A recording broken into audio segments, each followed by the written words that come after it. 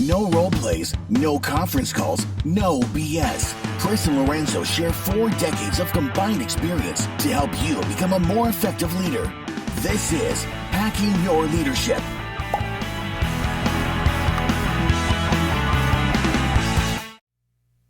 Welcome to Hacking Your Leadership. I'm Chris. And I'm Lorenzo. And Lorenzo, on this episode, I want to talk about a listener question that was brought in.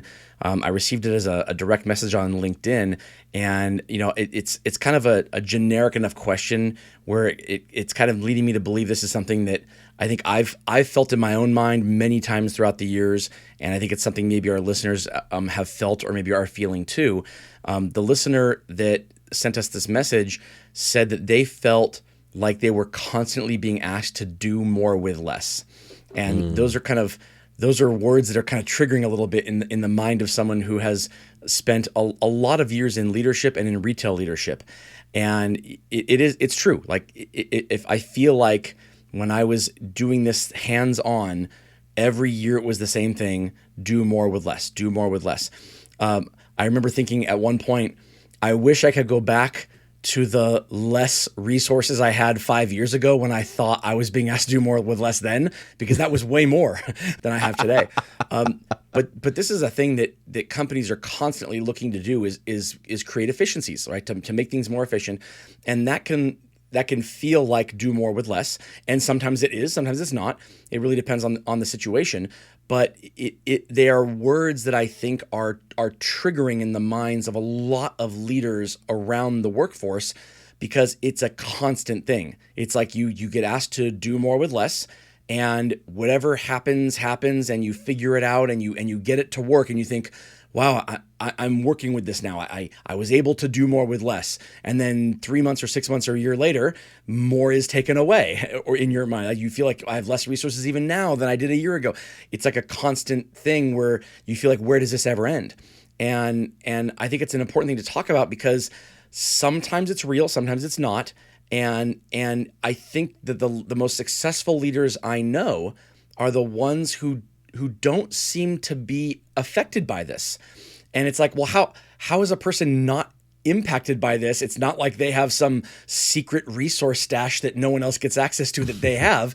So if they're really not being impacted by this psychologically, emotionally, or in their ability to get their work done, what is it that they know that everybody else doesn't know? What is it that they're doing that everybody else isn't doing that is leading them to believe that the old do more with less isn't as big a deal as other people are making it? Yeah, I think it's great dialogue, and you're right. It's one of those things that after a continual career in retail leadership, you're just like, yeah, of course, this is the only constant is that it seems like there's less. But I also think it's like some of it is I wouldn't say like short-sighted. I just think like some of it is ignoring some of the other things that have also changed, when I think specifically about like things like systems and processes and efficiencies created by technology. Like there's a lot of things that if I really step back and like take myself out of my own personal feelings of like looking at like just things like how many people do I have versus what am I supposed to do? Like I also have to take into account like the things that have been added or changed or adjusted or evolved that have helped certain industries to do things faster. And maybe in your industry, it's something like AI or something like the ability to get content quicker, or, the use of the internet to connect with people from a creative standpoint. Like, I think of even things like in the music industry and recording, the amount of sessions now that are virtual recording sessions where somebody is in a whole different country recording something for a song that's in LA, where 20, 30 years ago you had to fly somebody in and be a studio session musician.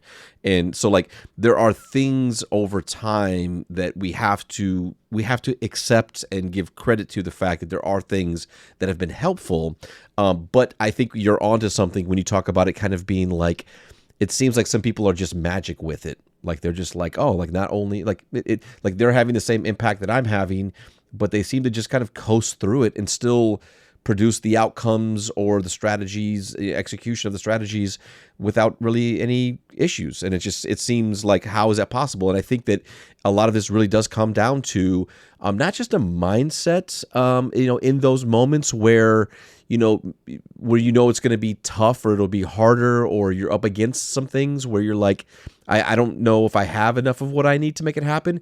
But I also think that it's not just in that moment, but I think for some leaders, it's the constant preparation and work done around building efficiencies and work systems that can be kind of adjusted, and they're agile. They can be applied. It's helping lead other leaders and people build skill in becoming more efficient, and becoming more maybe more innovative in how things get done. They always say, like, what is it? Necessity is the mother of innovation. It's the mother of innovation, right? Exactly. Like, so because you have no choice but to figure out a better way to do things when you don't have enough to do those things. So, like, you tend to figure it out. You figure it out, right? So I think that there are just some people that have that mindset and look at it and just say, like, it's almost kind of like the whole, like, well, it is what it is. So, like, I'm not going to spend any time really, like, thinking about it or being mad about it. I'm just going to figure out how to make this work. There's definitely been times in my career where I know that I kind of have that mentality, but I've also been like, what is going on right now? Right. like this is ridiculous. Like, so I've definitely been there as well. And I think it's something that I think, especially in our industry going into, holiday here, we expect that we're going to see, an interesting kind of revival of traffic into malls and retail and shopping. And I know that many retail leaders are doing the same thing. They're just looking around and just kind of like counting how many people, like you said it earlier, and be like, man, this something doesn't feel right. And I think that it's important to think about it, talk about it, strategize ahead of time, and be prepared for probably what you're going to see. I don't want to minimize the impact of what it feels like to feel like you're being asked to do more with less. And so, Right. so there is a very real kind of triggering and almost like an emotional kind of like, oh man, really? Like, Yeah, you and I both said it. We both said, like, yeah, it's a term that we don't want to hear. It right? is, yeah. We don't want to hear it, and to the point where a lot of organizations have stopped using it. They just kind of quietly take some resources away or don't provide something, and then just like, oh, they'll figure it out, I guess, or maybe they won't. and it can be triggering when you think, as the person who's being asked to do more with less, that the person who's doing this, or group of people who's doing this, is sitting there going, "Ooh, we've saved these resources for ourselves. They don't need it. We don't need to walk a mile in their shoes. We're good with our thing. We're not being asked to do more with less, so we can just pass it along to them." And if you go into it with that mindset, it's really hard not to become cynical by it. Like it's almost impossible not to.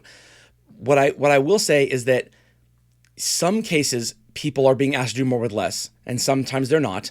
But anytime it feels that way, you absolutely are being asked to do things differently. That is the constant. So whether you actually have more or less resources, or you feel kind of like in this situation where you're being asked to do more with less, you very much are being asked to do things differently, even if you're not being told outright that you are. And so I'll give a perfect analogy of this here. Let's say that someone were to say to you, you have to get from California to Texas in a day, and you have your car, and you think, okay, if I just go nonstop, I can do this. And then you get it done, and it's tiring, but you get there. And then the next year someone says, all right, I need you to go to Florida now from California, not just Texas. And they go, and you have a day and a half. It's like, well, I won't be able to sleep, and you don't stop to think to ask, oh wait, can I fly? Like if you can fly, well then that solves your problem right there. If you believe that you only have the resources that you have, and you're not thinking about what can I do to get this thing done, then of course it could feel like you're being asked to do more with less. To drive twice the distance in very little more time would mean you're foregoing sleep. It would mean it's unsafe. There's a lot of things that come into play here. But if instead you just stop to think, oh, can I fly? Well, then that solves your problem. This is the exact same thing. I did some consulting work for an organization where there were, it was a retail organization where there were a lot of multi-unit managers, district managers, who had somewhere between like 4 and 5 stores each. And what I found was that they weren't leading their teams well. They weren't leading their store leaders well and developing them because they were trying to do the work of their store managers by spending a day in each store. They would go to each store each day and spend a whole day there. And then some of the managers who had 6 stores were actually working 6 days a week because they were spending one day in each of those stores trying to get with every single one of the leaders. And no matter what we would tell them about how they should be doing their jobs differently, they were in this mindset of this is the only way to get it done, is to spend this amount of time with each person. And so what we started doing is, as a district manager would leave the organization, instead of replacing that person, their stores would be distributed to the other districts around them, to the point where there were some district managers who had 10, 12, 13 stores.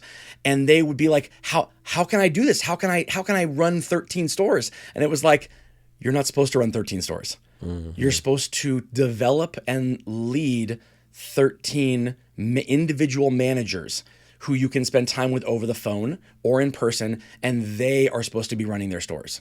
And you need to be holding them accountable to do it, not doing their job. Because what we noticed was that the managers in the stores felt like their arms were tied, like they couldn't make a decision without reaching out to the district manager. That it was this kind of like everything stopped if the district manager wasn't available, and that's no way to run a business. And so to the district manager standpoint, it could look like they were being asked to do more with less, but in reality, what they were being asked to do is something different with their job than they thought they were supposed to be doing. I think that can tie in everywhere here. Anytime I have been asked to do more with less, if I reframe it into, okay, where am I spending my time? And am I actually spending time where I'm supposed to be spending it? Or are there things I can take off my plate? I'm not actually being asked to do more with less. I'm actually being asked to do a different job than what I think my job has been. Yeah, I think it's a great point. And I also think that there is, like, as you were kind of walking through that example, I thought about this. I thought about the fact that coming out of kind of shutdowns and people working from home and then getting back into either offices, and I'll speak on behalf of retail, like where a lot of what kind of was built into efficient behavior was for like those calls and virtual meetings and things where like now there was a lot more access to people who would work out in the field or in stores.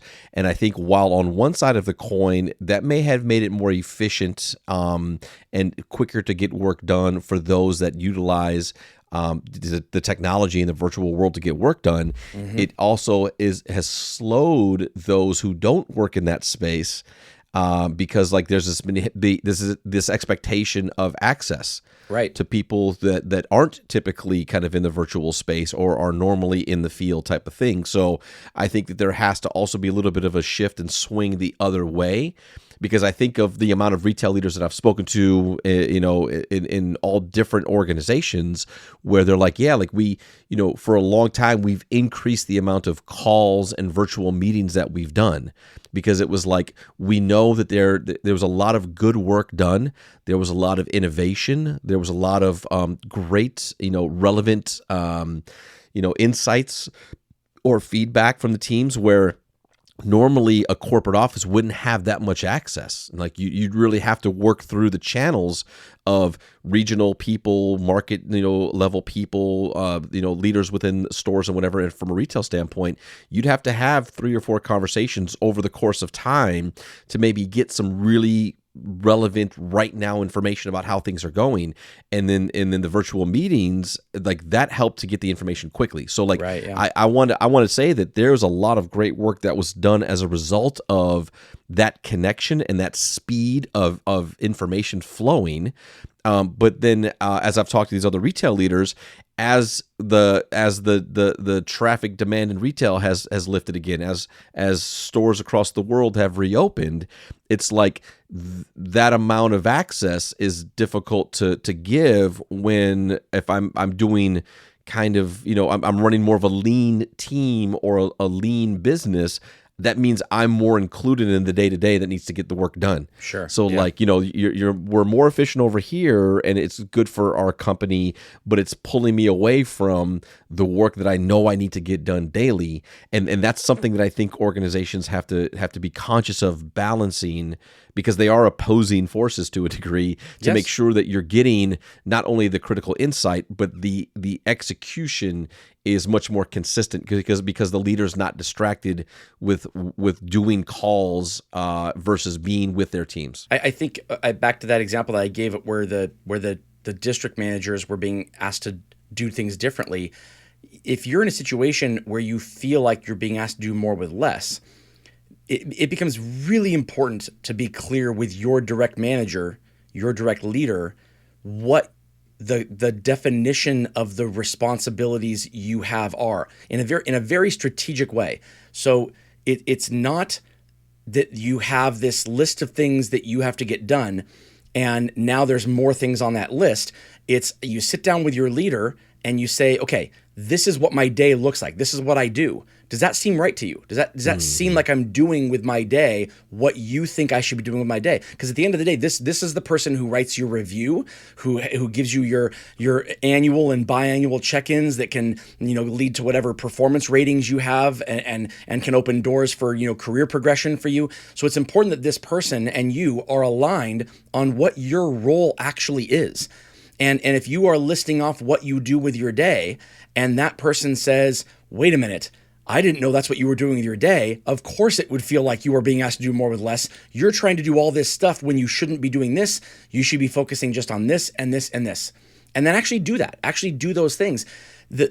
Are there instances where people are being asked to do work where it is way more than what could potentially get done in a short amount of time, and the person asking it just has completely no idea what it's like to walk a mile in the shoes of that person? Of course there are. Of course that happens. But there's no way to know whether that's what's happening, or whether you as an individual have the wrong expectations of yourself until you actually lay it out with somebody. Sit down and work out what the responsibilities are. What are the priorities? Everything can't be a priority, because if everything's a priority, nothing's a priority. So what are the actual priorities? What are the 2 or 3 things that, if everything else has to get pushed aside? Remember, we talk about the whole, if something is urgent and important, right? We've had discussions about that before. What are the things that are both urgent and important? And those are the things that have to come first. And everything else, takes a back seat or goes later on. If you focus on the things that you're supposed to be focusing on, the other things tend to be okay, or tend to work themselves out, unless you truly have unrealistic expectations being set upon you. And if that's the case, that's a different conversation. But even though that does happen, I think a lot of cases, that's not what's happening. It just feels like that's what's happening. And the lack of communication and openness and dialogue and kind of level setting that is occurring is what's leading to these people feeling like they're just burning out because they're being asked to do more with less. I think some conversations can solve some of these. Yep, I completely agree. And with that, it brings us to this episode's 1-minute hack. But first, a few words from our sponsors. All right, for this episode's 1-minute hack, here's what I want you to do. If you are a leader and you feel like you're being asked to do more with less right now, what I want you to do is get out your pen and paper. I want you to take some time and write down what it is that you do every day, every week, every month. Not the things that are outlier one-offs. Oh, I spent an inordinate amount of time doing this one thing, but that's not the traditional thing. The things that you reliably do every day, every week, every month, and the amount of hours that you spend doing it. Write all those things down, and I want you to sit down with your direct leader and present those things and show them, this is what I spend my time doing. Be prepared to make changes to those things based on feedback you get from your leader. Meaning, if the leader is saying to you, oh, you spend 15 hours a week doing this, it really should be more like 2. And you should move that time to doing these other things instead. If you're not ready to hear that feedback or to change those things, this is not the right exercise for you. You need to be in a mindset where the goal is to solve the problem of you feeling like you're being asked to do too much. And so get real with what you're being asked to do, write it all down, present it, and work with your leader to figure out where should you be spending your time. If you're finding that you're being asked to change things into areas where you maybe don't like spending a lot of your time, or that you're not as good at, that could be your problem, because you need to get better at those things, or figure out a way to be in a different role where you're doing more of the things you like doing as opposed to the things your role actually is. And so if you get clear with your leader about where you're actually supposed to be spending your time, chances are you will be less likely to feel like you're doing more with less. Yeah, I think it's a great 1-minute hack. And it's just a reminder, like at the end of the day, a lot of how and where we spend our time is going to define our ability to get work done and be as efficient as possible. And as we consider the continual evolution of systems and processes and all these types of things, and I love that you kind of called this out, like in the moment, we all have the same visceral reaction when we hear those terms, and we think about like how am I possibly going to do this, and how is it that I did this, last year, the year before, and now I'm being asked to do more, and I can physically see that I have less. Like, there's a lot of ways that we kind of get caught up in those spaces, and for some people listening to the podcast, like it's a harsh reality. Like the reality is maybe there have not been system updates, there have not been efficiencies made, there have not been things that have been done to help to mitigate some of that work. And it's going to be tough. And so I think it's like if it's going to be tough and you've got to get the work done, then really how and where you spend your time is so critical to making sure that you're aligned with your direct report and that you're doing the things that will help you get the work done as efficiently as possible. Right. And the other thing is that there is a real thing here when it comes to mindset. So the people that I referenced at the beginning of the episode, who I think just seem impervious to this, yes, they are very clear with their leaders about where they're supposed to be spending their time, but they also are very clear with themselves on what is important to them, and they're confident in the results they produce in the areas that they know are important, where they make a contribution, where it doesn't get to them. So in cases where there are days or weeks or short periods of time where they are actually being asked to do more with less, it doesn't end up burning them out, because in their minds, they understand what the value is that they add, and in the spaces that they add value that would be harder for other people to add value in their absence, that's where they kind of focus. And when it comes to leadership, that is people development, that is helping people accomplish their goals, and getting people to feel psychologically in a way that says, hey, we're here for a reason. Let's get some good work done together. You can rely on me. I can rely on you. If you can create those kind of teams and those relationships with your people, they're less likely to feel like they're being asked to do more with less. A great example is the whole, who would you rather accomplish something with? 3 people that you get to choose, or 10 people that get assigned to you? I would take the 3 people that I get to choose any day of the week. And it's because I know that those people and I can get the world done together, versus 10 people who I have to kind of figure things out. That could feel like I'm doing more of the work myself. Absolutely. And with that, it brings us to the end of this episode. This is Hacking Your Leadership. I'm Lorenzo. And I'm Chris. And we'll talk to you all next time.